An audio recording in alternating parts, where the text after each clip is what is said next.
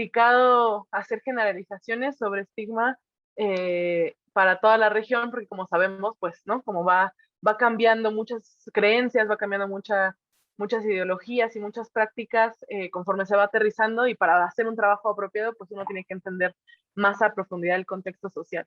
Pero tenemos también cosas en común, ¿no? Entonces, partiendo de ahí, como pensar en, bueno, que la religión nos atraviesa, ¿no? El continente, y que desde esos discursos religiosos que se mezclaron en muchas de las tierras con las creencias que ya existían, pero que justo por esa especie entre sincretismo y negación de lo que ya existía, creo que lo que se generó un montón fue una idea muy clara de juzgar a la otra persona y de esta doble moral. O sea, cosas que creo que no suceden en la Europa que nos trajo la religión, creo que sí suceden en América Latina, en el sentido de convertirnos nosotros en los jueces de la buena moral de las otras personas, y entonces aprender que en lo exterior damos una cara y en lo interior damos otra. Y creo que esto tiene mucho que ver con cómo se vive el aborto, ¿no? O sea, si bien, ¿no? Como estas investigaciones y estos videos que se han hecho, etcétera, desde hace muchos años, donde si bien piensan que debería ser un delito, por otro lado piensan que no, que ninguna mujer debería de ir a la cárcel, es exactamente como ese punto donde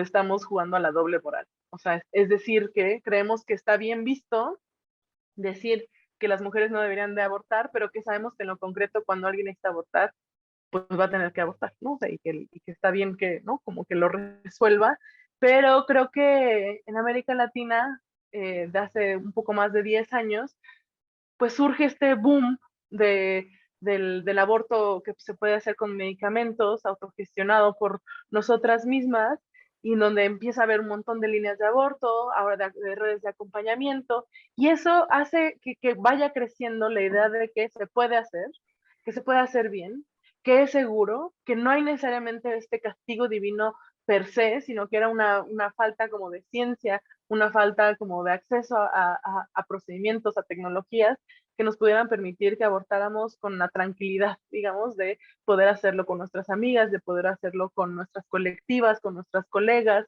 y de poder hacer llegar también la información no desde la jerarquía médica. Creo que también lo hace mucho más natural, que es como siempre hemos dicho desde el feminismo, ¿no? Como es un proceso más dentro de la vida reproductiva de las personas que tienen capacidad de reproducirse, ¿eh? Y que no debería de verse desde otra forma. Entonces, ahí, bueno, como creo que esa revolución, digamos, que se genera a partir del aborto con medicamentos y de tener la información al alcance, y por supuesto que los medicamentos, y de tener un acompañamiento que se centre en cuáles son mis deseos, cuáles son mis oportunidades, creo que hace que nos cambie la dinámica completamente de lo que creíamos que era el aborto, ¿no? Y entonces, bueno, nos queda claro que el aborto está pues señalado y está siendo estigmatizado por cosas muy concretas, que es que desafía las normas y los valores sociales, culturales, religiosos, de lo que para la sociedad es ser mujer, ¿no? Entonces, en tanto que las mujeres existimos y tenemos valor cuando cuidamos de otras personas y no por ser nosotras mismas las personas,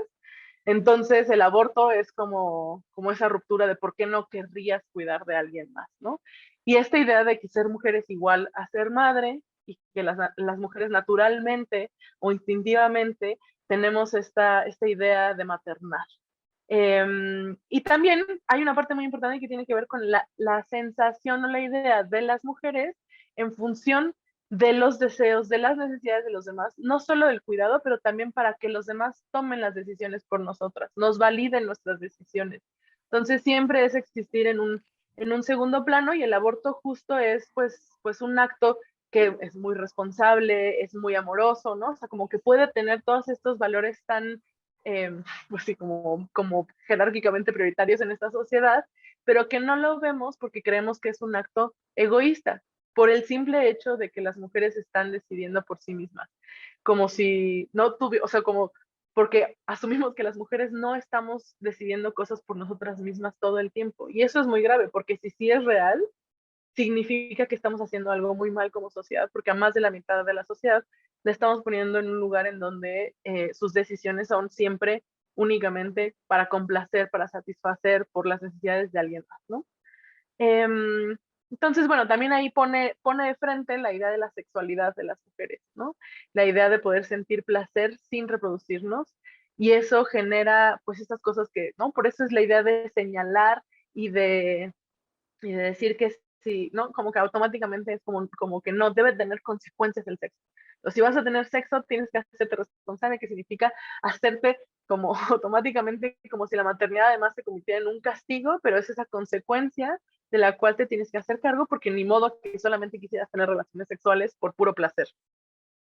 Y ahí entra una cosa muy, creo que peculiar de la historia del acceso al aborto, de las líneas de aborto, etcétera, que tienen que ver con mucho como se hace desde muchas colectivas, no estoy diciendo que todas, por supuesto, pero muchas colectivas son justo colectivas de lesbianas, ¿no? Que en sí mismas no necesariamente ven como una posibilidad que vayan a reproducirse sin querer, ¿no? O sea, como sin, con esta, desde este lugar como de los embarazos no deseados, pero que sí ven desde el amor profundo a las mujeres poder acompañar, poderles hacer llegar de la manera más efectiva y poder estar ahí con ellas cuando necesitan abortar. Y ahí creo que es muy importante eso, porque son justo ellas que ya están viviendo todo el tiempo y constantemente, desde el desafío de las mujeres que están teniendo relaciones sexuales sin fines reproductivos todo el tiempo, como justo validar también el hecho de que las demás también pueden tener pues ejercer su sexualidad sin que necesariamente sea para la reproducción, ¿no? Y también con la idea de como de que justo ese momento de reproducción te vincula como para siempre con esa persona con la que te estás reproduciendo, ¿no? Y de ahí pues pueden como surgir muchas otras cosas sobre la necesidad como de emancipación, ¿no? Como en el caso del Fondo María, muchas veces es como justo necesito poderme salir de la casa y este embarazo de este matrimonio o de esta pareja, y justo este embarazo me imposibilita sí, me imposibilita la libertad, la autonomía de irme en este instante que necesito que no pase mucho más tiempo, ¿no? Y bueno, hay otra cosa que para mí pasa en América Latina y que es como un parte de este boom o de estos hitos como de ruptura, porque sí creo que estamos en un momento de cambios muy fuertes de narrativa sobre aborto. Y hay uno muy peculiar que es a través del humor con la marea verde, ¿no? O sea, como que los grupos que están en contra de los derechos antis pro vida o como les queramos llamar, justamente tienen una narrativa y siempre la han tenido desde ponerle mucho foco al producto de la concepción, ¿no? De este feto con celular, este feto escribiéndole cartas y comunicándose con su mamá. Y creo que justo la Marea Verde Argentina, desde una mirada mucho más joven y por supuesto con mucho mayor uso de las redes sociales y el humor, le cambió esta idea a, bueno, ¿no? O sea, entonces el feto ya tiene una profesión y entonces el feto es ingeniero y el feto hace puentes y el feto hace los puentes que se caen porque pues es feto y porque no tendría que ser ingeniero, ¿no? Entonces hacen toda una narrativa que ayuda a romper con un sentimentalismo que es muy efectivo. O sea, justo habían tenido una campaña tan efectiva utilizando a un feto, hablándole a su mamá, teniendo deseos de estudiar, deseos de ser artista, deseos de muchas cosas, y se lo cambian totalmente a decir como no, es ridículo, es absurdo que estemos viendo un feto comunicarse, desear, imponerle algo además, ¿no? Como además que le quita incluso como, no sé, lo que podría, para algunas personas incluso de la cosmovisión como más espiritual, que podría ser como lo amoroso que podría ser un diálogo, ¿no? O sea, este es un feto mala onda que le está exigiendo a la persona que le lleva a que lo tenga en contra de su voluntad. Entonces, por supuesto que habría que abortarlo. No, pero creo que esos dos momentos, o sea, creo que ayuda muchísimo, a través del humor, ayuda muchísimo a quitarle la sensibilidad de decir, esta idea es absurda. No es posible que estemos comparando a un feto con una persona. Sí, probablemente podría ser y es un potencial de persona, pero no es una persona y no podemos llevarlo a tal grado que, ¿no? O sea, como todas esas distintos memes y cosas que nos hicieron reír mucho hace 2 años y que siguen estando ahí, que yo diría como no perdamos ese humor de cómo cambiar esas cosas absurdas y de seguir caminando. Y nada, creo que justo es un momento en el que muchas, sobre todo las redes de acompañamiento y las personas que están en contacto diario con el aborto, con el acceso al aborto, creo que tenemos una narrativa muy distinta a quienes apoyaban abortos hace 10, hace 15, hace 20 años, y creo que es importante continuar mirándonos, continuar reflexionando qué más estamos estigmatizando, qué cosas concretas seguimos diciendo, ¿no? Como hay una parte muy importante de dejar de decir que estamos en contra del aborto, hay una parte muy importante de decir que estamos a favor del aborto y que lo promovemos, hay una parte muy importante de reconocer que hay quienes tienen más de un aborto, porque si el aborto no es malo, que es la idea del estigma, ¿por qué tendríamos que pensar que después de un aborto hay algo que aprender para no volver a tener otro aborto? No, si el aborto no es malo, hay que tener los abortos que se necesitan tener y hay que tener todas pues el ambiente que habilite que sea el mejor aborto posible y que cada vez que yo tenga un aborto voy a necesitar cosas distintas, pero tiene que haber opciones. Entonces, pues eso, seguir reflexionando qué otras cosas estamos haciendo que son estigmatizantes, cuando no estamos hablando de las personas que no se identifican como mujeres que se embarazan y necesitan abortos, cuando dejamos de ver a las personas neurodivergentes, cuando, ¿no? Como hay una serie de cosas que tenemos que seguir reflexionando y seguir abrazando, y creo que ahora mismo hay una tendencia en América Latina de una unión entre el feminismo y los grupos de ideología de género cuando empiezan a ser excluyentes, cuando empiezan a decir que unas personas valen menos que otras,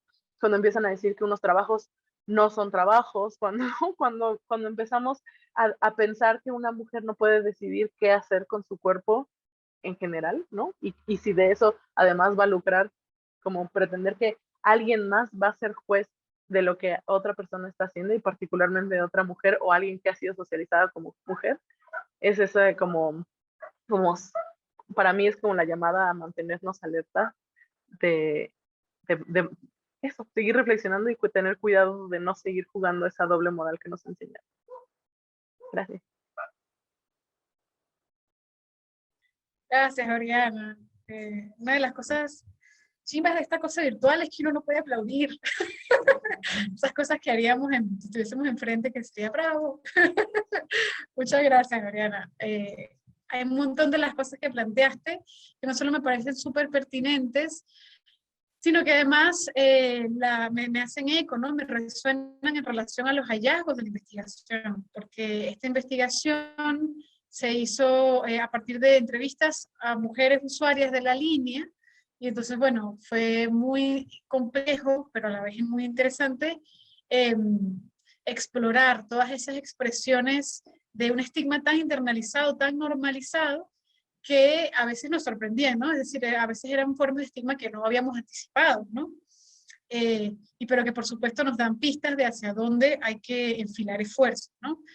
Entonces, bueno, muchas gracias, Oriana. Y ahora, Morelva, la profesora Morelva Jiménez, yo quisiera darle la palabra para que, bueno, nos comparta su perspectiva sobre la investigación sobre aborto en América Latina, bueno, en Venezuela en particular. Entonces, bueno, Morelva, muchas gracias por estar, bienvenida, tienes la palabra. Buenas tardes, Mariana, muchachas de falda, participantes. Realmente para mí es muy grata y para hablar del tema que nos compete, muy placentero. Esta invitación que ustedes me han hecho, primero a leer ese trabajo que yo llamé una investigación feminista y quise analizarla desde ese punto de vista, metodológicamente, y por actualizarme en este tema, porque realmente hablar del estigma en Venezuela no ha sido una investigación que se ha hecho, yo creo que esta es la primera que se hace, ¿verdad? Y entonces me ha parecido muy novedosa porque es una forma de retomar un tema que ha estado muy silenciado en el país. Desde el estigma y no desde la salud pública. Yo hace por lo menos unos 30 años, no voy a poner fechas muy antiguas para no sentirnos tristes, conocí los antecedentes que ustedes refieren y están referidos a Giovanna Mero, una mujer feminista excelentísima, que realmente merece un reconocimiento de nuestra parte. Bueno, y por los años 60, 70, por allí, finales de los 60, principios de los 70, en Venezuela hubo, yo diría que un momento importante en relación con la puesta en la agenda pública del tema del aborto, y como ustedes reseñaban, había una concepción allí, la concepción más feminista la tenía Giovanna, pero había una concepción más médica, más de salud, referida al número de abortos y muertes maternas que se estaban dando en ese país. Fue un esfuerzo muy duro de parte de las mujeres, porque fuimos bastante atacadas en relación con eso, y no había esta suerte de organizaciones que, como decía Oriana, han comenzado durante 20 años, más o menos, 10 años, como ustedes lo tienen, a trabajar con una tecnología que nos permitía un poco más de nuestra apreciación del cuerpo. Entonces, revisar el trabajo de Falda fue para mí sumamente importante, porque ubica en este momento histórico el tema del aborto en otra dimensión. Y creo que esa es la dimensión que deberíamos seguir. Pero sin embargo, Guillermina, cuando me invitó para que habláramos un poco de la investigación de enfoque feminista. Y yo voy a hablar primero de eso, y al final yo revisaré entonces los hallazgos que para mí son muy importantes en el caso de la investigación de Falda, que se relaciona con el aborto y el estigma relacionado con el aborto en Venezuela. Yo creía tener el tiempo, vamos a ver si no me excedo de los 10 minutos, para hablarles fundamentalmente qué es hacer investigación desde las mujeres. Y cómo en esta investigación de las mujeres lo que estamos haciendo desafíos radicales para producir el conocimiento desde una realidad distinta, ¿no? Luego me paso un poquito para ver por qué es necesario promover esta investigación. Y finalmente, ¿para qué nos sirve esto que Falda ha hecho como investigación desde el punto de vista del estigma? Yo pienso que cuando hablamos desde las mujeres, siempre se nos cuestiona lo que hacemos. Y eso fue lo que en los años 90 comenzaron a hacer las mujeres feministas angloamericanas. Fueron las primeras. Sin embargo, rápidamente en América Latina, un grupo de mujeres feministas académicas como Marta Lamas, y con un manejo muy extenso y muy comprometido del tema de los derechos sexuales y reproductivos, tomaron la batuta, fue para reflexionar sobre qué estaba sucediendo con la investigación feminista, y transgrediendo algunas normas de la investigación que se hacía desde el punto de vista para favorecer o para identificar las situaciones de las mujeres, pero que seguían teniendo una base de producción en el marco de la epistemología positivista, colonialista y patriarcal. Ese nuevo surgimiento de investigadoras feministas agrupan mujeres como Sandra Harding, Eli Bartra, Teresita de Barbieri y Marcela Lagarde, que removieron los cimientos de una concepción clásica con posturas muy distintas, incluso entre las propias mujeres, pero con el mismo objetivo de producir conocimiento transformador para la acción política e incluir una relación política prioritaria en el tema de la ciencia, de la producción del conocimiento científico.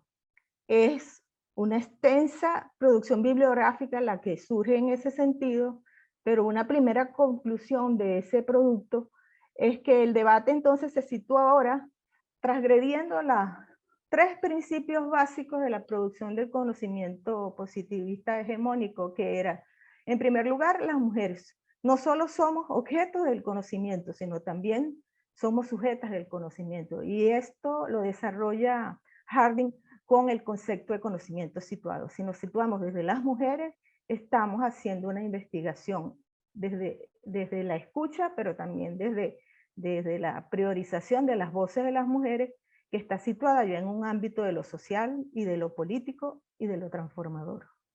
Otro elemento y otro concepto que se transgredió, y estoy viendo esto a la luz de los testimonios que ustedes tienen en su investigación, es el de la objetividad y la subjetividad.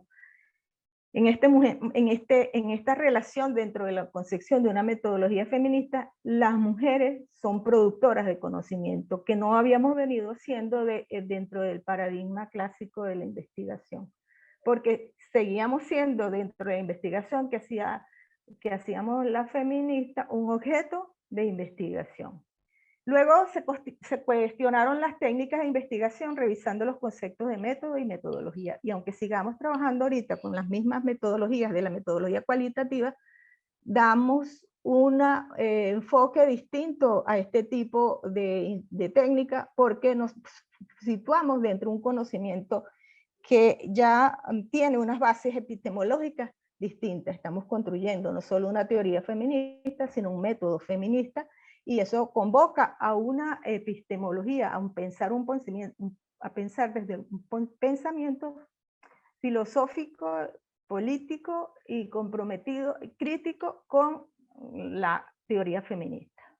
Y finalmente se revisaron dentro de la teoría feminista también los enfoques de género que habían adquirido una importancia particular, incorporándolo en la tradición, pero no necesariamente a la teoría del género como una teoría transformadora. Por el contrario, seguíamos considerando que el género es una categoría que articula elementos de relaciones sociales para visibilizar las discriminaciones contra las mujeres y que rompe, sí, por supuesto, tradicionalmente con aquella estructura de las ciencias sociales tradicionales que seguían viendo los problemas desde una sociedad sexista, basada en un modelo eurocentrista, masculino, patriarcal, lejos de producir conocimiento que develara la discriminación de la que han sido objeto a las mujeres, y no solo que no la develara, sino que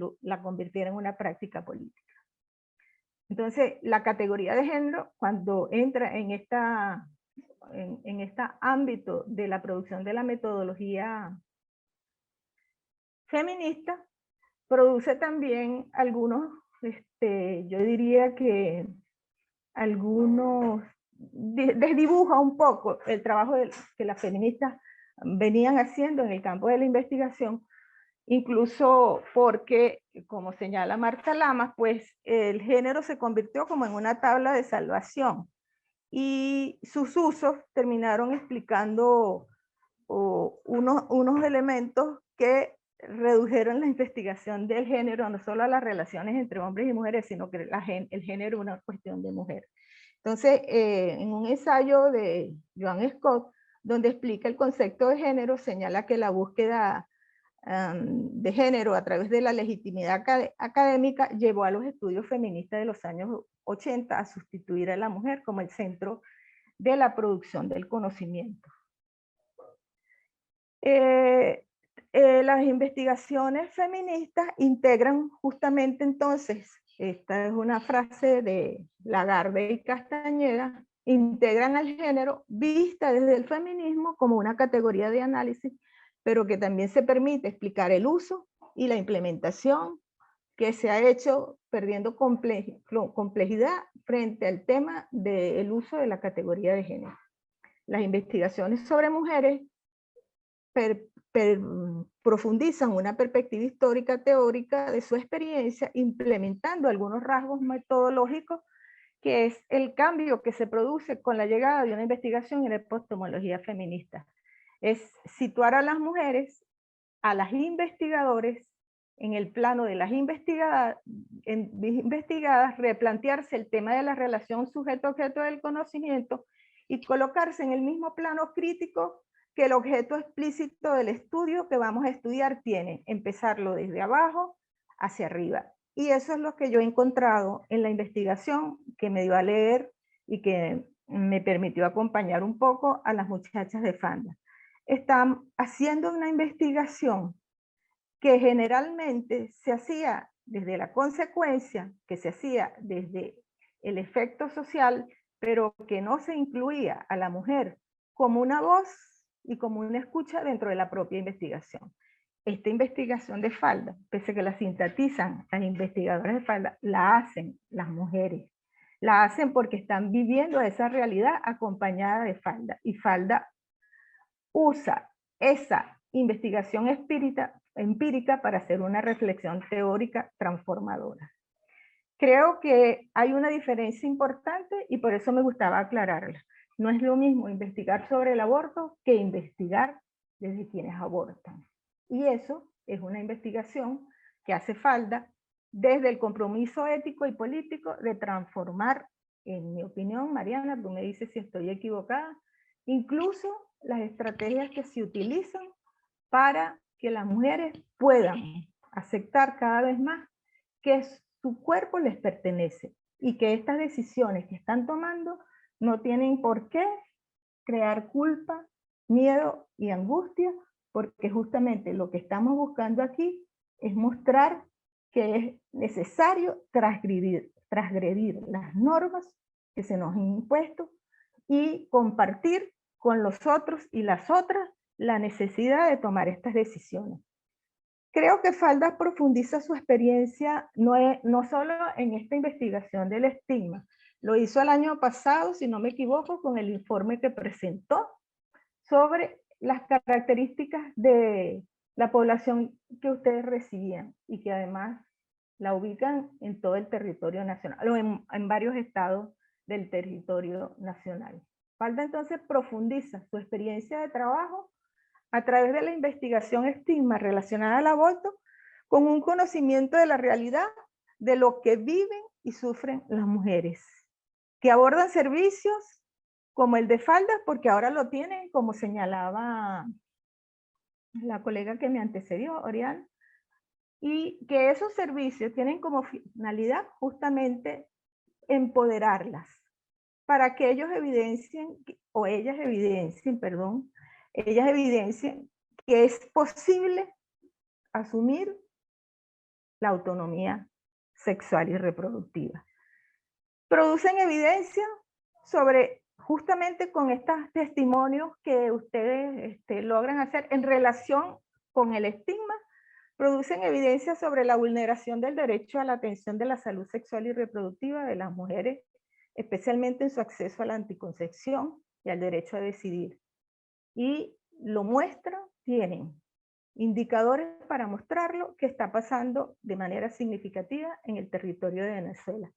Y justamente nos hace reflexionar a quienes siempre hemos estado en este tema de los derechos sexuales y reproductivos, que no hemos avanzado y que las limitaciones siguen siendo muy fuertes para el ejercicio de los derechos sexuales y reproductivos en Venezuela, incluso en el derecho de acceder a la atención en salud sexual y reproductiva. Ni siquiera estoy hablando de el derecho a decidir, la autonomía y la interrupción de un embarazo no deseado, sino el derecho a acceder al uso de los métodos anticonceptivos.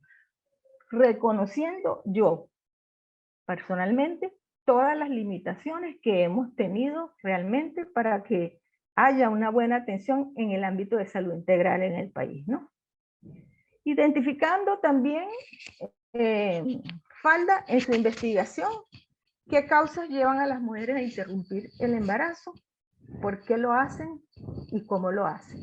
Y en este sentido me parece que es la producción de un conocimiento bien actualizado que teníamos años que no poseíamos sobre la situación del aborto y las mujeres en Venezuela en este momento, y más aún en un momento tan coyuntural como es el de una pandemia. Otro elemento que podría derivar de esta investigación feminista, hecha con enfoque feminista, decolonial y progresista en función del ejercicio de los derechos sexuales y reproductivos y críticos, el papel de las redes sociales con las cuales las mujeres cuentan para su decisión de abortar. Descubrimos, por ejemplo, en la lectura, para mí, que hay un avance importantísimo en el acompañamiento tanto familiar como afectivo que consiguen las mujeres que toman esta decisión, porque cuentan con familias, cuentan con amigas, tienen un apoyo, que yo diría un apoyo social importantísimo, que a pesar de todo lo que significa la norma que tenemos de sanción en relación con apoyar una situación de interrupción de embarazo, nosotros estamos teniendo, a pesar de esa prohibición incluso legislativa, un avance en el derecho del cuerpo de las mujeres, porque estas mujeres se interrumpen el embarazo o abortan a pesar de esas normas. Eso me parece un avance importantísimo, que uno lo sabe, pero si no lo tiene reflejado, pues tampoco tiene los criterios como para poder utilizarlo. En pocas palabras, para no ser realmente traspasar mucho el tiempo y poder oírlo a los demás, esta investigación, Aborto desde el estigma, que estás realizando, que acaba de concluir Falda, tiene un sentido político, estratégico, porque le da a la organización misma elementos para avanzar en su proceso de empoderar y empoderarse a las mujeres, a su cuerpo y a la toma de decisión.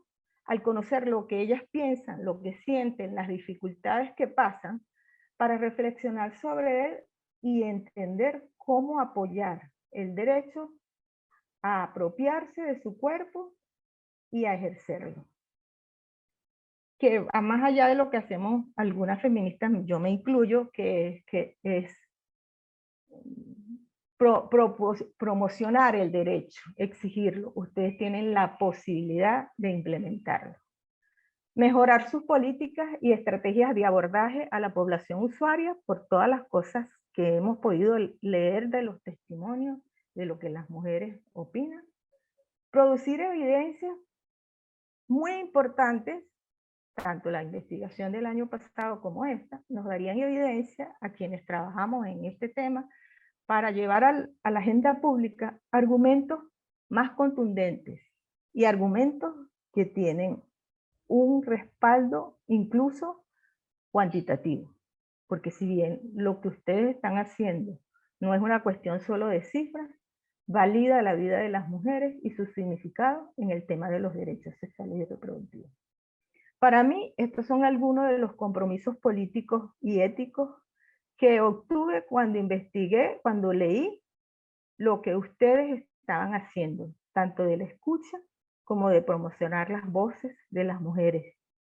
Y esas, para mí, que soy investigadora en estos temas y que trabajo aliada al tema de la producción de conocimiento científico desde un enfoque estrictamente feminista que visibilice las desigualdades y las discriminaciones de las mujeres, porque es la única forma de transformarlas con una opción política y ética dentro de esta corriente, ustedes tienen un avance muy importante para poner no solo en la agenda política, sino en las voces de las activistas, cómo transformamos la realidad y avanzamos en el ámbito del ejercicio de los derechos sexuales y reproductivos.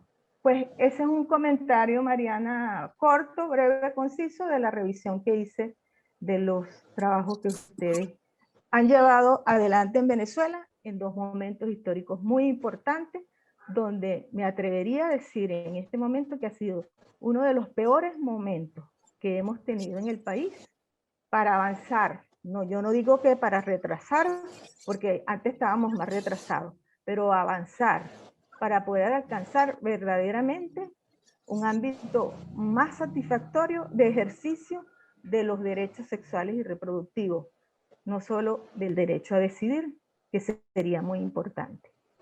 Un comentario, por ejemplo, que me produjo la intervención de Oriana, es el tema de la iglesia.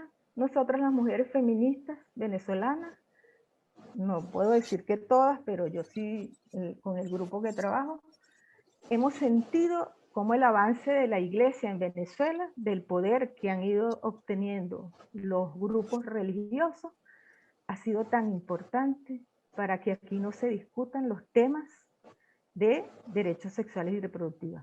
Pero tan invisible, porque la iglesia está actuando de una manera impresionante. Yo acabo de hacer una investigación, levantamiento de la información, ni siquiera la investigación, sobre el tema de la anticoncepción en los espacios, en los territorios donde se supone que hemos avanzado en los liderazgos de las mujeres en ámbitos comunitarios, desde el punto de vista político, pero he conseguido que la iglesia está metida dentro de estos liderazgos. Y además distribuyendo anticonceptivos. Los grupos religiosos aquí tienen consultas de acceso a los anticonceptivos. Yo me quedé espantada y de verdad no tengo una explicación para eso. Pero ¿cómo es que las iglesias, las distintas iglesias, tienen cuerpos médicos ahorita para distribuir anticonceptivos? Yo eso no lo entiendo. En todo caso, también hay otros elementos que no son solo que ahora hay una parte del sector religioso que distribuye anticonceptivos, no sé en qué condiciones, no lo conozco, simplemente lo oí de los testimonios que me dieron las mujeres. Tenemos más enemigos invisibles que amigos visibles. Y creo que este tipo de investigaciones nos ayuda muchísimo a decirles a ustedes, sigan adelante. Me emociona muchísimo que un grupo de mujeres jóvenes reviva con mucha y más fuerza por la que nosotros hicimos en los años 60.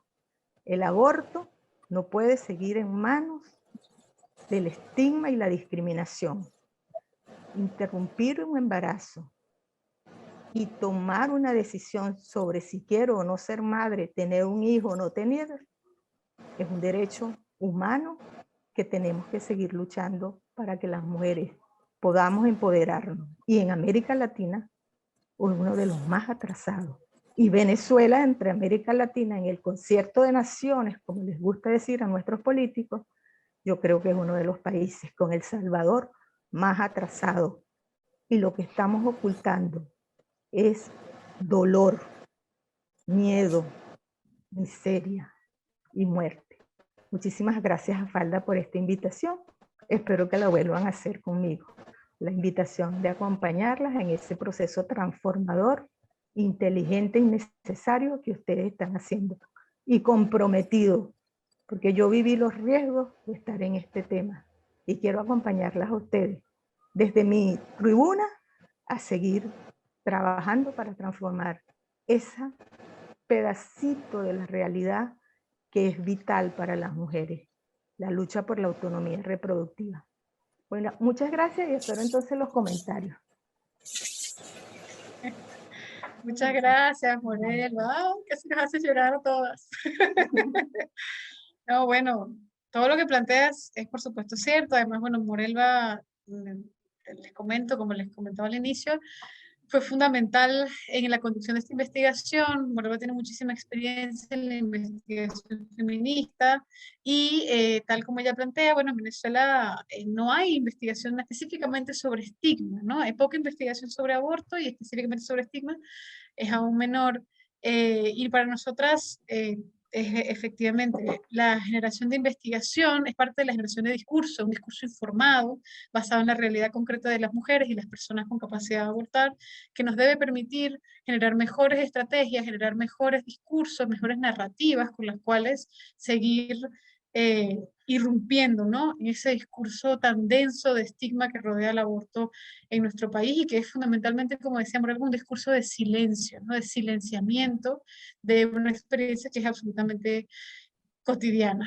Entonces, bueno, justamente ahora para contarnos más detalles sobre la investigación, sobre el contexto de la investigación en Venezuela y, o sea, digamos, sobre la situación en la que decidimos hacer esta investigación y lo que hallamos, ¿no?, entre las mujeres que afortunadamente decidieron participar. Están Isha y Abby, mis compañeras de faldas, que van a, bueno, a narrarnos ese periplo, ¿no?, ese viaje hacia el interior del estigma relacionado con el aborto en Venezuela, en centros urbanos. Entonces, bueno, queridas, tienen la palabra. Muchas gracias a todas las personas que se han integrado hoy a esta conversa. Está súper emotiva. Muchas gracias, Oriana, Morelva, Mariana. Entonces, bueno, voy a compartir aquí la pantalla. Ok, bueno, entonces, sobre los hallazgos, vamos a partir de contextualizar la situación del aborto en Venezuela. Si bien actualmente no disponemos de datos oficiales actualizados sobre la prevalencia del aborto, sabemos que es lo suficientemente común como para que al menos el 10% de las muertes maternas sean producto de complicaciones asociadas a abortos inseguros. Igualmente, que el 55% de embarazos no deseados entre adolescentes, al menos el 13% terminan abortos, con datos del IDENA de 2014. Y a pesar de lo frecuente que es, la experiencia de abortar sigue rodeada de silencio y de condena social. Recordemos que el contexto legal del aborto en Venezuela es uno de los más restrictivos de Sudamérica junto a Paraguay, y que el Código Penal vigente penaliza el aborto en cualquier caso, a menos que la vida de la gestante corra peligro. También disminuye la penalidad en caso de que se haya cometido para salvaguardar el honor. Bueno, entonces continuamos en el estudio del estigma relacionado al aborto en Venezuela, definiendo qué es el estigma.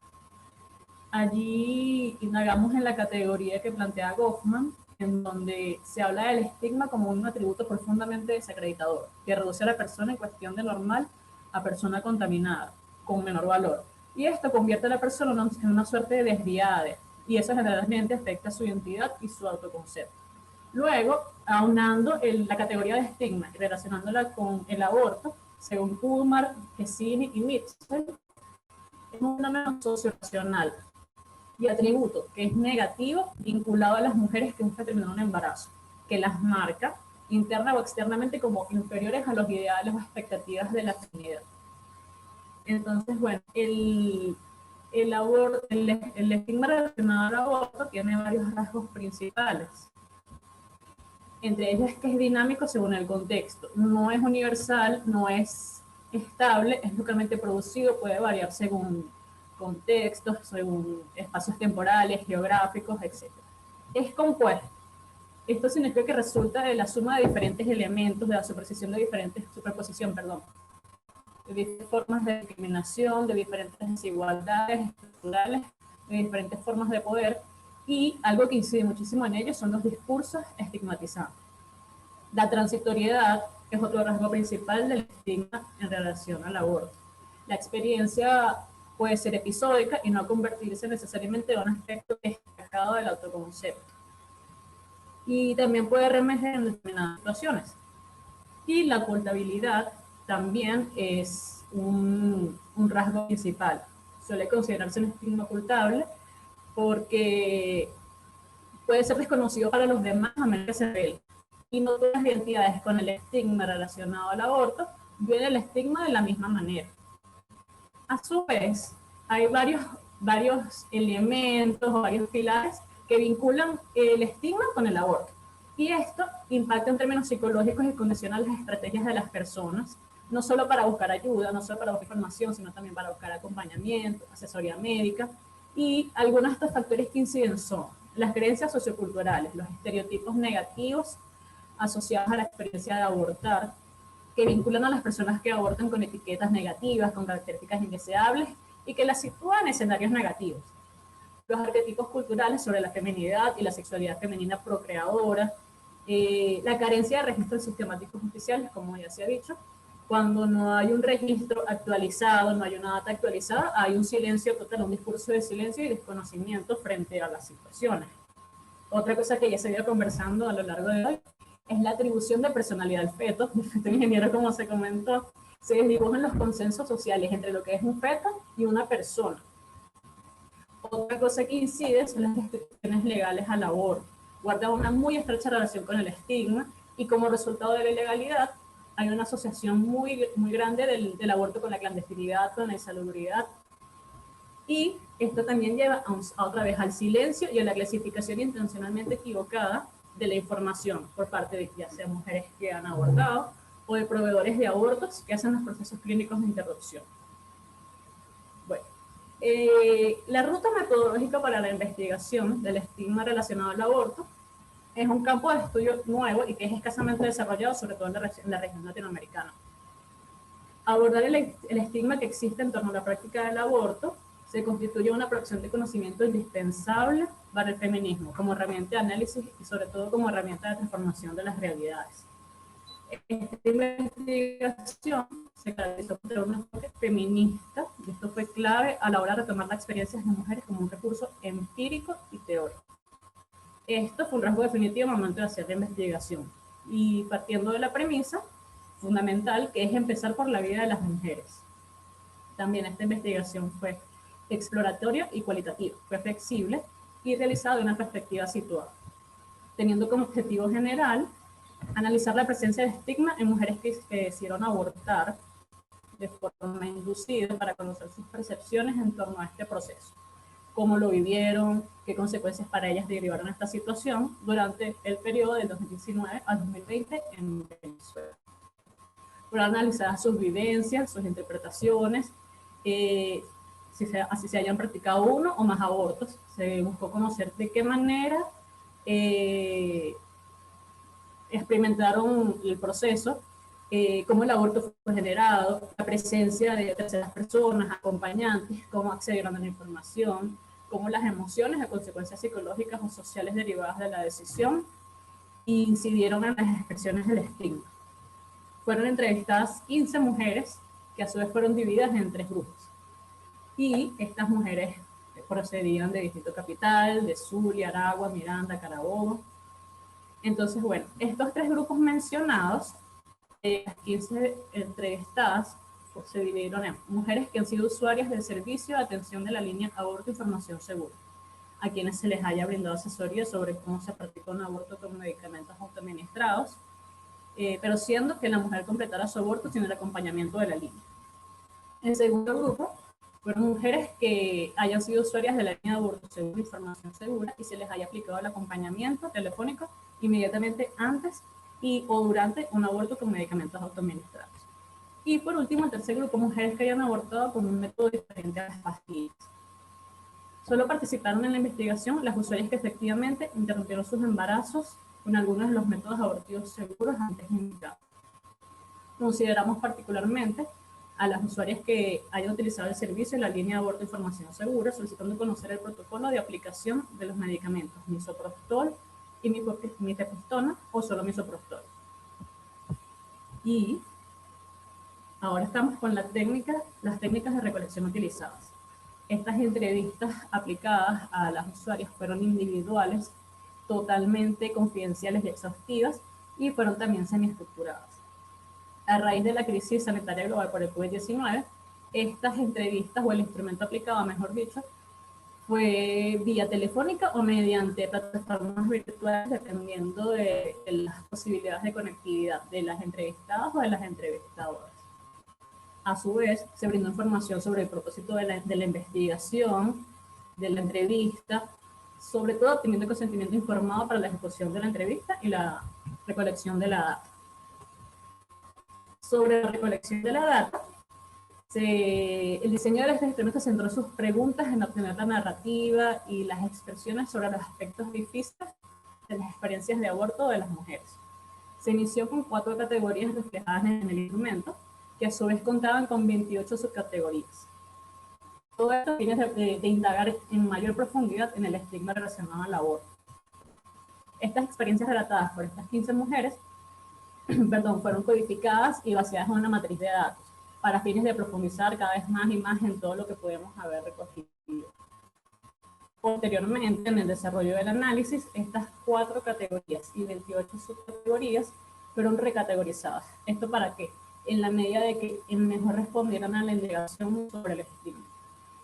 A saber, estas 28 subcategorías abarcaban los sentimientos vinculados a la experiencia del aborto, las sensaciones físicas, emocionales, psicológicas, la opinión de las mujeres respecto al aborto, el acceso a la información, cómo accedieron a la información segura, los actores y espacios involucrados, las decisiones tomadas sobre los métodos, el acompañamiento pre, durante y posaborto. Esto incluyó el rol de las parejas, familiares, amigas, personal de salud y el rol de acompañantes o militantes. También abarcó en la gestión del yo dañado, identificar si hubo consecuencias psicológicas o sociales derivadas de la decisión, la ocultabilidad, con quienes compartieron esta información y con quienes decidieron no compartirla, las emociones asociadas y el estigma proyectado, cómo se referían ellas a su propio aborto, al aborto de otras personas y a la situación del aborto en general. Y bueno, sus opiniones y caracterizaciones en torno a la autonomía sexual y reproductiva, la maternidad, la caracterización de la crianza, de vejez. Bueno, todas estas categorías nos llevaron a ir indagando en el análisis del estigma. Ok, bueno, nosotras efectivamente partimos de estas categorías desarrolladas en la ruta metodológica, pero haciendo una reestructuración con categorías que dan en cuenta en mayor medida sobre el estigma relacionado a aborto en Venezuela. Entonces, la forma en la que las mujeres gestionan sus procesos de aborto, en un contexto donde se criminaliza y se rechaza profundamente la autonomía sobre nuestros cuerpos, nos da cuenta de manera bastante cercana del estigma alrededor de esta práctica. En varios testimonios que nos dieron las mujeres en las entrevistas, se ven representadas sensaciones de culpa, de vergüenza, de rechazo, algo que se define como la anticipación al estigma, que es precisamente esa vergüenza o ese rechazo a los juicios que emitirían personas en caso de que se enteren de su decisión. Todas estas sensaciones, bueno, responden a las construcciones socioculturales, al imaginario colectivo alrededor de ideas de sexualidad, familia, maternidad, y además del contexto de ilegalidad del aborto en Venezuela, que bueno, hace que esta práctica se criminalice de forma cotidiana. Muchas o algunas de estas mujeres manifiestan que bajo esta idea de que la mujer y la idea de maternidad son inherentes, entre comillas, muchas de estas mujeres consideraban que hacer las cosas bien, digamos, era devenir en la maternidad. O en su defecto, la idea de la anticoncepción eficaz. En este sentido, bueno, el aborto es como una marca de fracaso, una marca de falla que genera culpa y también genera miedo, ¿no? Nosotras pudimos identificar que en la mayoría de los casos este miedo tiene su origen en la desinformación, ¿no? Esta desinformación que tiene un impacto realmente importante, o mejor dicho, la información veraz y efectiva tiene un impacto realmente importante en la disminución de la ansiedad y de las sensaciones de malestar, de tristeza y estrés que viven las mujeres en sus procesos de aborto. Por otro lado, en varios de los testimonios evidenciamos ideas que en nuestro análisis pudimos considerar como disruptivas, en donde se considera que el proceso de aborto puede ser un acto de amor, un acto de autocuidado, un acto de conciencia, ¿no?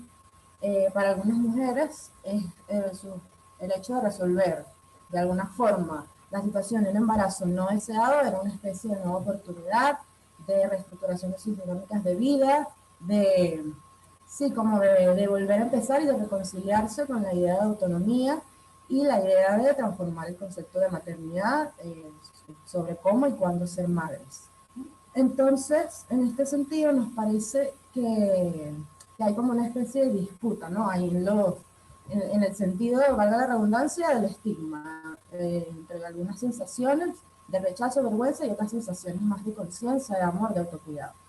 Bueno, aquí las redes activistas de información segura tienen un rol bastante significativo en la disminución del miedo, de la ansiedad, del estrés y estas sensaciones de malestar. Ok, entonces, otra de las categorías que también analizamos es las opiniones de las mujeres respecto al aborto, ¿no? Sus juicios, sus ideas, sus proyecciones, no solamente de su propia interrupción, sino también sobre el aborto en general y los procesos abortivos de otras personas. Para muchas de ellas es un acontecimiento totalmente decisivo, transformador, sobre todo para las mujeres más jóvenes, por esto de sus planes y deseos y sueños, etc. Además, no solo vimos apreciaciones sobre cómo desearían que fueran sus procesos de aborto, sino también cómo deben ser gestionados y cómo no deben ser implementados.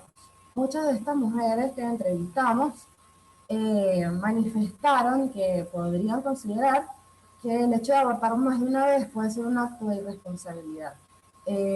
Algo así como que si detrás de la decisión de abortar no hay una justificación contundente que lo acredite, este es visto como un acto innecesario o de poca conciencia.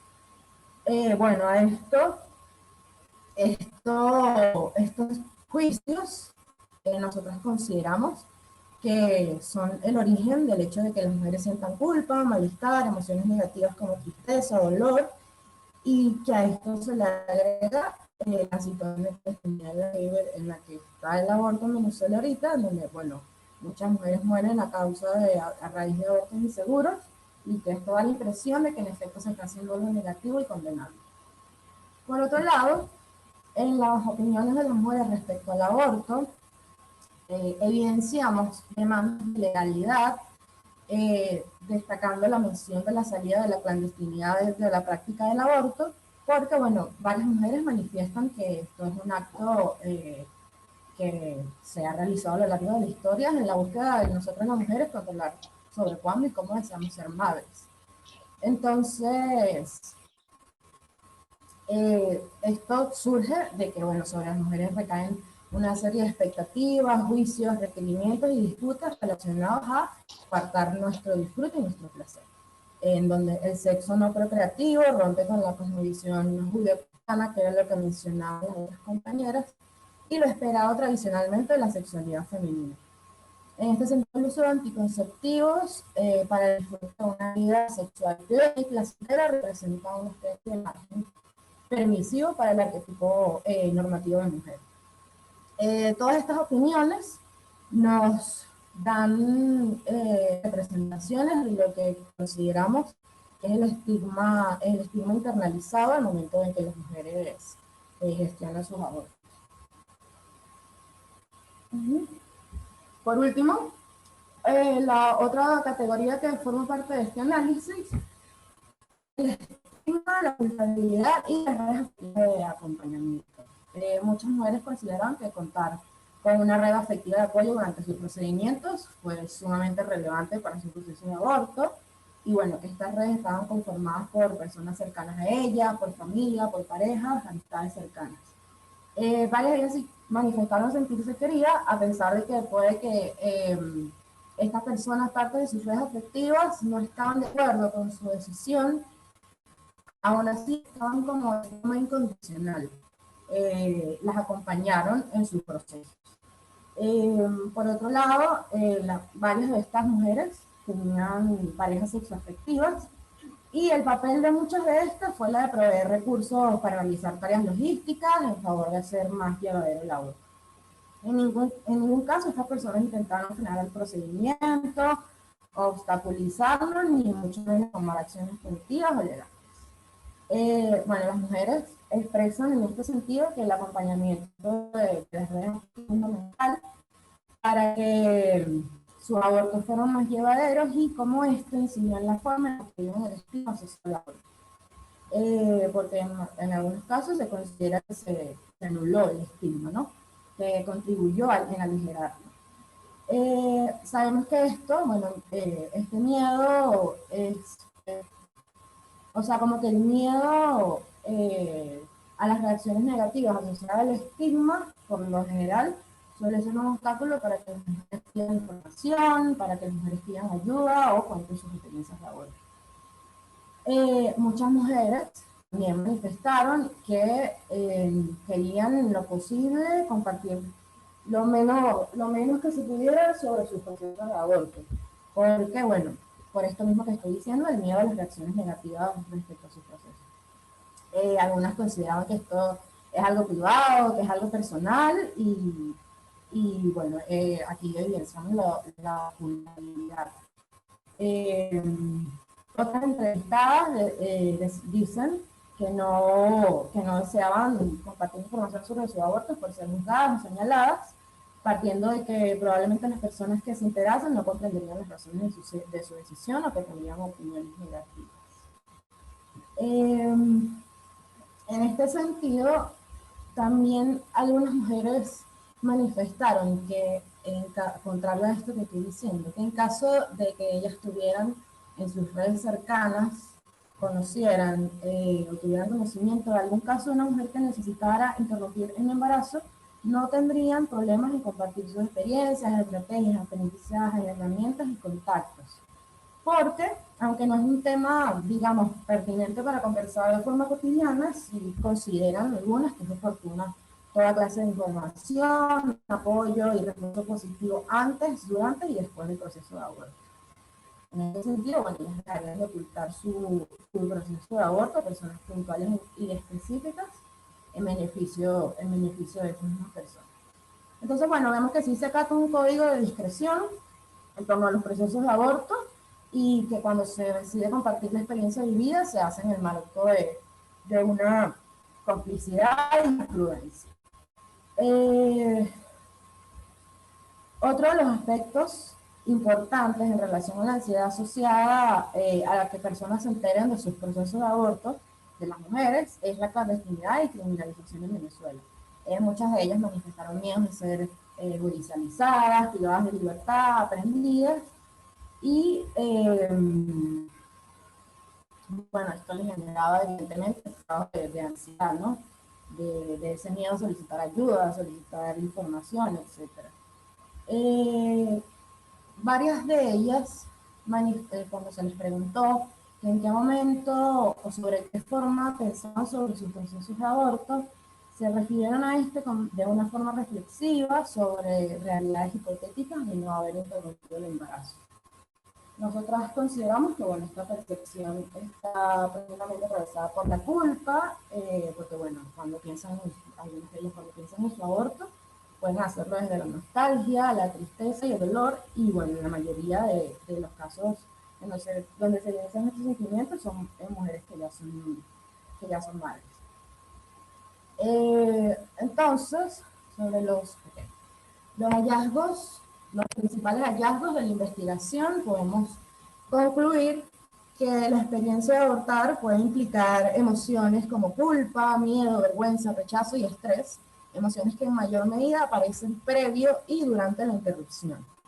Porque posterior al proceso de aborto, las mujeres manifiestan una sensación de alivio, esta sensación de reestructuración de sus dinámicas de vida que mencionaba al principio. Sobre todo estos sentimientos más negativos son previos al proceso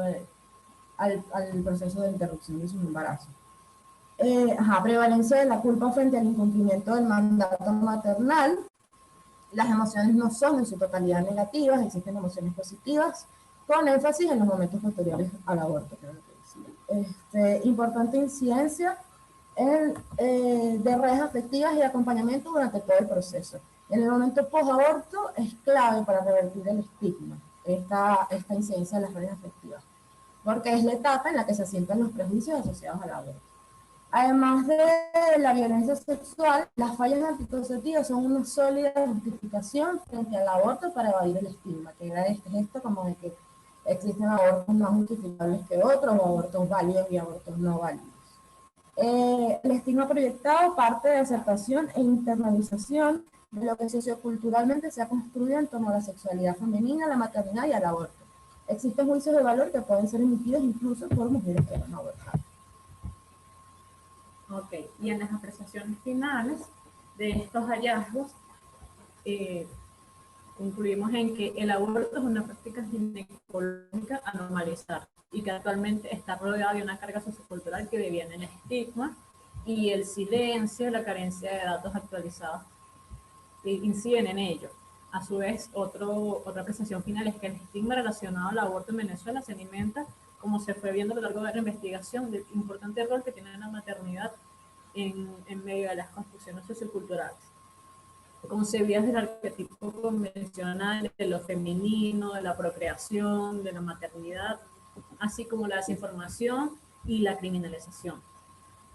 Otra apreciación final es que son necesarios, importantes y urgentes los espacios colectivos de diálogo con las personas en el momento post-aborto para explorar abiertamente las sensaciones, reflexiones, opiniones, experiencias y expectativas que generó el proceso y también indagar en las emociones compartidas, poder experimentar en el propio cuerpo que no estamos solas ni soles.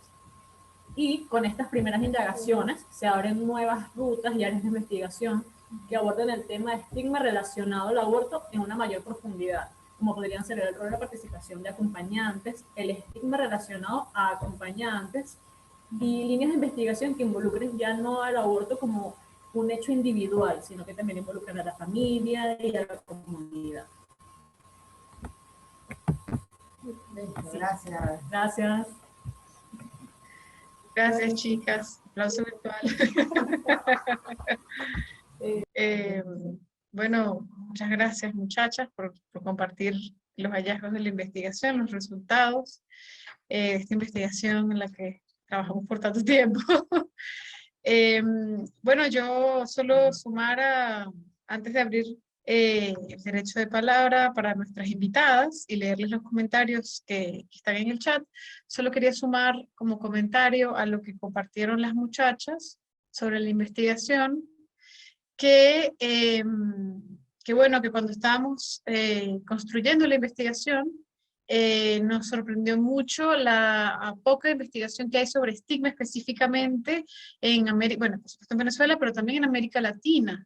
De hecho, en general, hay poca, o pareciera haber poca investigación en el sur global, siendo que el grueso de la reflexión en este tema parece estar concentrado en Estados Unidos, en Europa, digamos, en el norte global, en líneas generales, ¿no? Y eso, de verdad, para nosotros es un llamado de atención y una alerta sobre la urgencia que hay de generar narrativas, de generar contenido, ¿no? Y como decía Morelva, no solo sobre el aborto y el estigma, sino también desde las mujeres y las personas con capacidad de abortar que atraviesan este estigma, ¿no? Que viven este estigma, ¿no?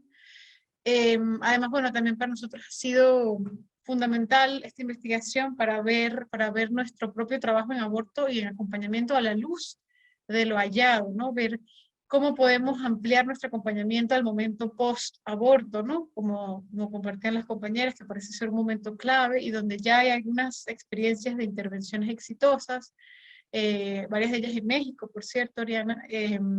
Entonces, bueno, para nosotros ha sido un aprendizaje y un crecimiento muy valioso.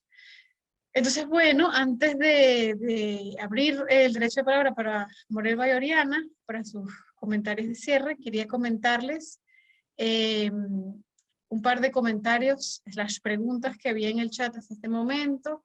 Hay muchos comentarios de alarma sobre el problema del avance de los grupos antiderechos, de los grupos religiosos fundamentalistas y específicamente evangélicos en Venezuela. Yo comentaba también en el chat que eso es una realidad que es común a la región, pero es cierto y es preocupante, como planteaban en el chat, que es un avance, bueno, en el seno de las instituciones públicas, como la Asamblea Nacional en el caso de Venezuela. Entonces, bueno, esa es una de las ideas que se planteó de forma reiterada en el chat.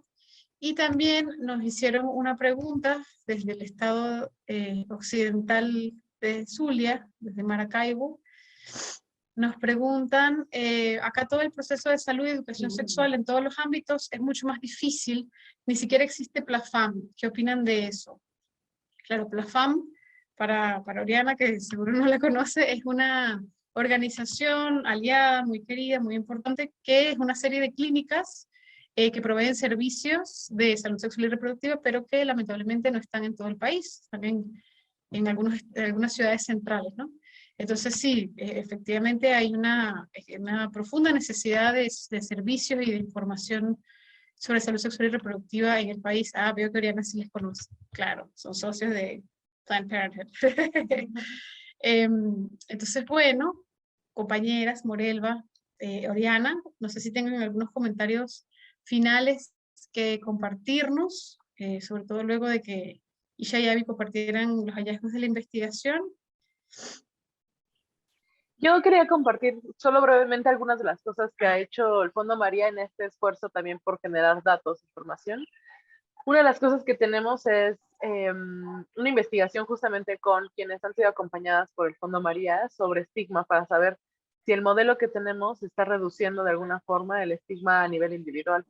Y justo lo que encontramos es que se lograba reducir sobre todo el sentimiento de culpa. sea, como, y eso nos parece muy importante porque es justo esta parte como judeocristiana que tenemos como muy arraigada en el ejercicio de la sexualidad en general y poder tener, o sea, como al final lo que en el fondo María quiere generar es evidencia de cómo con esfuerzos muy políticos, pero en realidad muy, pues, costo eficientes, voy a llamarle, se podrían generar mucho mejores servicios. Es decir, si los prestadores de servicios, públicos y privados tuvieran dentro de la capacitación una parte que fuera sobre una perspectiva feminista, sobre una perspectiva de justicia social, si tuvieran toda esta parte como entender el estigma y de poder hacer el trabajo de deshacer el estigma para que entonces quienes están directamente en los servicios en contacto con las usuarias que están abortando pudieran tener esta narrativa, esta perspectiva, esta intención, sería muy distinta la experiencia de las usuarias, aún dentro de un contexto tan legal como la Ciudad de México, pues, ¿no? Y ahí también como nos dimos cuenta, como dices, Mariana, que había muchísimos instrumentos basados, desde investigadores basados en Estados Unidos, que aunque habían hecho instrumentos como validados en el sur global, al final estaban diseñados desde una lógica y desde un contexto social completamente distintos. Por un lado, ¿no? Como esa parte como de las diferencias culturales y el contexto. Pero también había muchos que nosotros sentimos que justo eran las escalas de estigma que estaban planteados desde un lugar de estigma, ¿no? Entonces, en el sentido de que había cosas que si no se les habían ocurrido, o sea, como y ahí hicimos otra investigación también en colaboración con IBIS, que están basadas en California y en Sudáfrica, eh, sobre cómo medir si los instrumentos que estamos utilizando en las investigaciones sobre estigma no son a la vez estigmatizantes. Es decir, si yo no estoy sintiendo culpa, pero me preguntan si me siento culpable, a lo mejor siento que es que me tendría que sentir culpable, ¿no? Entonces, ¿cómo hacemos para no caer en esa trampa de hacer como un poco de inception, ¿no? Como de poner una idea en la cabeza que no necesariamente estaba, pero que sí me hace clic con algo que había escuchado antes en la tele, en la iglesia, ¿no? Como a lo mejor entonces digo, claro, no me tenía que sentir así. Y eso nos pasa mucho en el fondo, María, en el sentido de porque hacemos el seguimiento después más o menos un mes después del aborto, les preguntamos cómo están y hacemos un instrumento como muy largo. Y una de las cosas que nos dicen es que se sienten bien y no saben si está mal que se sientan bien y si se van a sentir mal en algún momento, porque no se han sentido mal hasta ahora y ellas esperan sentirse mal. Entonces, pues es una parte muy importante también de la falta de educación emocional que tenemos, ¿no? Como de poder entender pues la gama de emociones que todas las personas tenemos, que las emociones no son estáticas y que si necesitan ayuda para procesar lo que sea, la pueden tener y que podemos estar ahí para lo que sea, pero sobre todo que pues, si te sientes bien está bien, ¿no? Como por qué estar preocupada sobre sentirse bien. Entonces, creo que eso, como poder desestigmatizar socialmente el aborto también permite que haya redes de apoyo para cuando se llegan a sentir mal, porque aunque sí sabemos que es la mayoría sienten alivio, se sienten satisfechas y muchas otras cosas, y que generan cambios positivos a largo plazo, sí creemos que quienes no, tienen que contar con el apoyo social, clínico, ¿no? Como de cualquier tipo que necesiten para poder procesar las emociones. Y aunque sabemos que esa emoción en particular no está vinculada únicamente al aborto, sino a cómo fue el embarazo, eh, sobre todo si fue un aborto en condiciones seguras, pues entonces eso, ¿no? Como cómo vamos construyendo una narrativa que permita toda esa gama de emociones, que permita entender mejor el proceso de aborto y para eso necesitamos ir haciendo más y más y más evidencia y que la gente conozca más sobre un tema que ha sido silenciado por tantísimos años. Entonces, creo que es valiosísima la investigación que hacen en ese sentido para entender concretamente qué está pasando con las venezolanas, qué está pasando en términos de narrativas, de emociones, de procesos, de cuáles son los miedos, porque justo nos ayuda dentro del trabajo que hacemos, en concreto, en directo, de rebote, digamos, como reforzar algunas pues de los conceptos políticos que ya tenemos, pero que quizá creemos que podrían ser menos importantes. Pero cuando tenemos esta evidencia, nos subraya muy claramente cuáles son los puntos clave que tenemos que estar pues reforzando y validando durante el acompañamiento porque sabemos que mientras más tomada esté la decisión y más segura sea, mejor va a ser el proceso posterior. Entonces también esa parte creo que nos toca como reconocer pues nuestro rol muy concreto, ¿no? En cuál es nuestro rol en concreto para el estigma a nivel individual. Y por supuesto que todas hacemos muchísimas más cosas para cambiar el estigma a nivel comunitario, el estigma a nivel, ¿no? Como más en macro. Y yo creo que así como yo saltaría, porque, bueno, puede ser que las instituciones eso no son tan fáciles, pero lo que sí podemos hacer es empezar a tener mejores relaciones con los medios, ¿no? O sea, creo que hay una parte importante de darle herramientas a los periodistas para que tengan mejor lenguaje, para que tengan mejores imágenes, para que dejen de reproducir y perpetuar ideas arcaicas sobre qué son las mujeres, sobre qué es el aborto, sobre qué es la sexualidad, y que sobre todo dejen de poner mujeres embarazadas de 9 meses en las imágenes sobre aborto o fetos, ¿no? O sea, como que esas son las dos sopas, como no, solo pon una chava, no importa, o incluso una pareja, incluso una familia entera, o sea, como no tienes que poner a una mujer con una panza de 9 meses, porque ese no es la gran, ¿no? Como la mayoría de los abortos no ocurren en ese momento, entonces, ¿por qué tendrían que tener la mayor representación en los textos, en las notas, en los reportajes, en las películas, ¿no? Y creo que, por ejemplo, cada vez hay más, pues, series y películas y tal que están hablando sobre el tema, y yo me encantaría que hubiera más, y voy a decir telenovelas concretamente, que dieran más información sobre aborto que fuera precisa, así como se está logrando con las series. Si las telenovelas lograran salir de los estereotipos, de los roles de la mujer puta y la mujer virgen, y lograr tener abortos reales y concretos donde se pueda dar información sobre el uso correcto de MIFE y MISO, sería como, creo que nos ayudaría un montón en hacer ese cambio a nivel comunitario, y también en que las personas tengan mejor acceso a información de calidad sobre aborto. Gracias. Ah, gracias, Oriana. Todo lo que planteas es súper pertinente. Y yo además, bueno, sumaría ahí, por supuesto, el sector de salud, que, bueno, está más o menos permeado, más o menos sensibilizado en algunos contextos, ¿no? Por ejemplo, sabemos que las aliadas en Argentina tienen muchos años avanzando con alianzas en ese sector, las aliadas chilenas también, pero bueno, el caso, por ejemplo, venezolano sigue siendo un sector muy hermético, muy conservador, entonces sin duda es también un segmento que tiene muchísimo poder, un conocimiento hegemónico muy importante sobre el cuerpo de las mujeres y la salud de las mujeres, y sin duda es un sector que si pudiéramos, bueno, sensibilizar un poco y donde pudiéramos hallar más aliadas y aliados, sería clave, ¿no? Morelva, ¿algunos comentarios finales? Sí, bueno, en realidad lo que quería era como reforzar el tema, que lo tuve que plantear rapidísimo porque, bueno, el tema no es profundizar en cuáles son las herramientas, los avances que ha tenido la investigación feminista, pero yo sí quisiera que nos diéramos un espacio de tiempo para revisar siempre esta concepción que es novedosa, porque lo que yo planteaba allí rápidamente es que incluso las feministas seguimos trabajando con las herramientas de un pensamiento positivo machista y patriarcal. Pues entonces hacemos una buena exposición teórica, hacemos un compromiso, no sé qué, pero después utilizamos una metodología, como señalaba Oriana, que es una escala de medición de estigma, y eso no puede ser. Entonces, justamente cuando hablamos de metodología feminista, es porque nosotros estamos poniendo en las voces de las mujeres. Como investigadora somos escucha, pero como investigadora también, por eso yo decía la importancia de que esta metodología feminista rompe con esos estereotipos de la investigación positivista, pues yo puedo decir, y lo que yo digo es palabra y es válido. O sea, si una mujer te dice que tiene miedo, es porque tiene miedo, pues.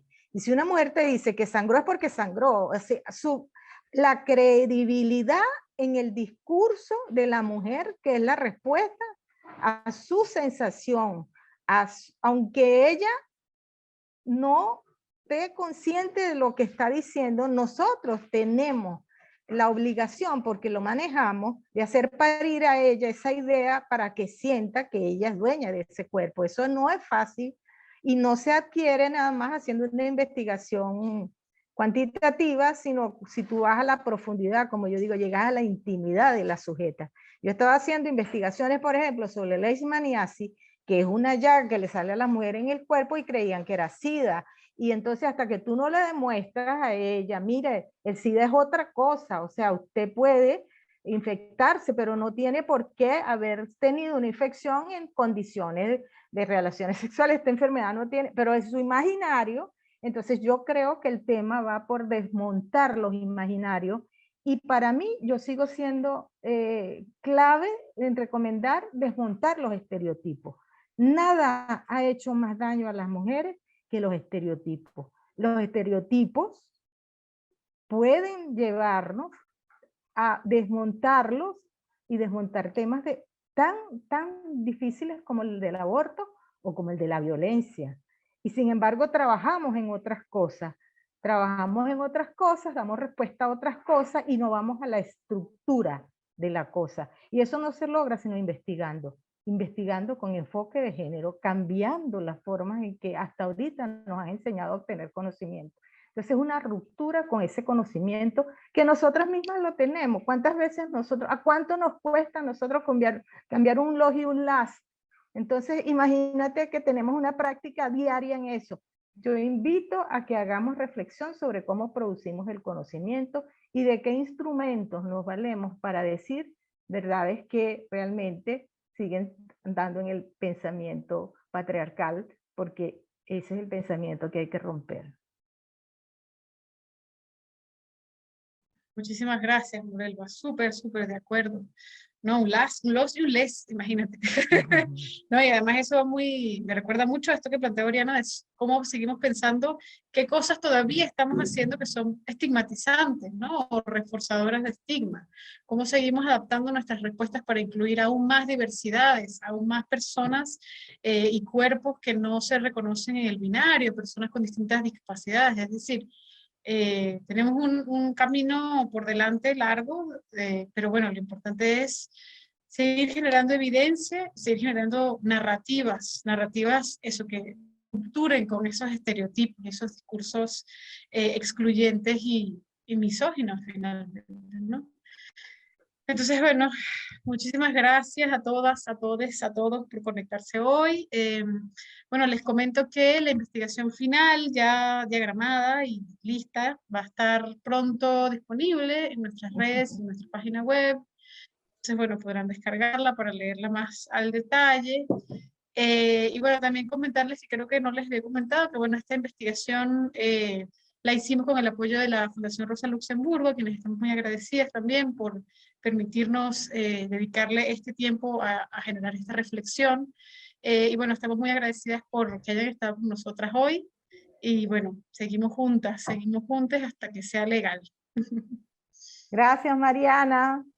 Gracias, Bueno, Morelva. espero que me sigan invitando. Siempre, Morelva, siempre. Te amamos. Muchas gracias, Oriana. Chao. Un abrazo, felicidades por los 10 años. Chao, gracias, Sara.